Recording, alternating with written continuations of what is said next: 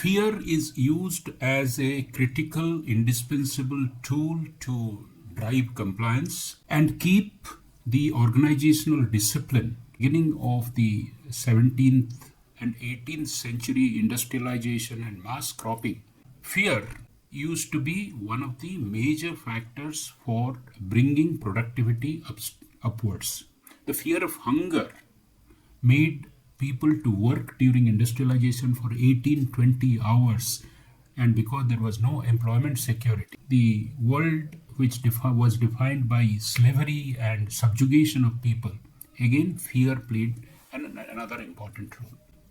But in the modern world, fear is anathema because fear is the opposite of collaboration, trust, persuasion, allowing people to give different ideas because they don't have fear of getting into wrong books. Innovation and enterprise thrived because in a culture of fearlessness, trust is the way of bringing new things. We have to replace fear with a culture of trust, mutual interdependence. More so in the modern world where every common way of doing thing is getting disrupted. Today I'll give from my practical experience a couple of tips which I have practiced so that while organizational hierarchy is managed and maintained, an openness is pushed forward rather than a culture of fear where for everything you fear whether you are breaking the rule, harming the political correctness.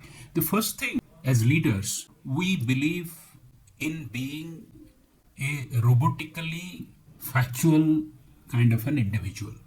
We get a PowerPoint presentation, we immediately say that don't do any small talks, just get into the facts, get into why things are not happening.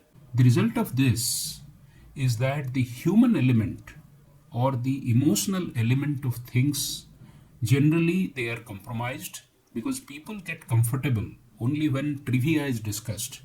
Approachability improves, contribution improves, and people bonding with each other improves drastically only when there is a level of social friendship.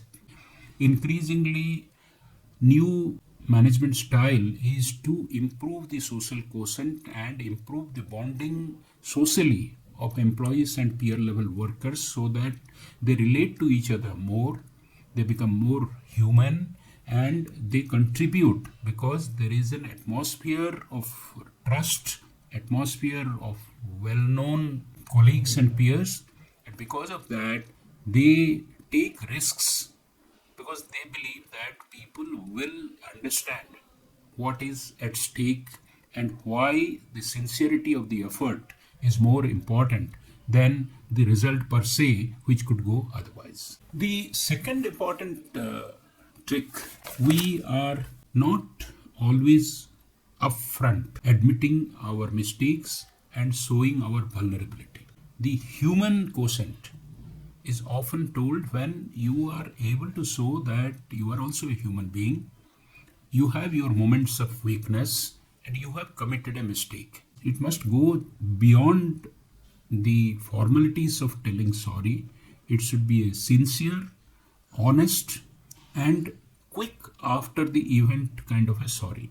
The next important thing is curiosity, where you believe that anybody who is giving a different opinion is not challenging your authority, but opening a new arena or a new thought process for you. So you get curious into what is behind what is being told rather than taking it at face value or based on from which position the person is speaking. Many times I've seen in meetings, the leaders and seniors start shooting questions even when hardly 2 or 3 sentences have been spoken by somebody who is presenting. As a result, people start guessing what you want to listen and the objectivity of the entire process is lost. The third important thing, because pulling up people is so fundamental to managing enterprises and being a leader, you will have to do it. Apart from being sought and being objective, there are a couple of things which we need to avoid to vanish fear culture. The main important thing is that speaking on facts rather than generalities. Many times we speak, always you have been doing this and I am upset. Wrong usage of phrase. You never furnish any work in time. Wrong usage of fun. I don't know why people from this area behave like this. Being linguistic, jingoistic, chauvinistic, worse still, telling that women always have a problem. The person, if she or he is a gentle person, is unable to fight back, will pocket the insult and it will convert into a culture of fear which will dent productivity. In the modern age, when disruptions are coming from all sides, the fear culture is the worst thing, must be taken out, whatever it takes. Thank you very much.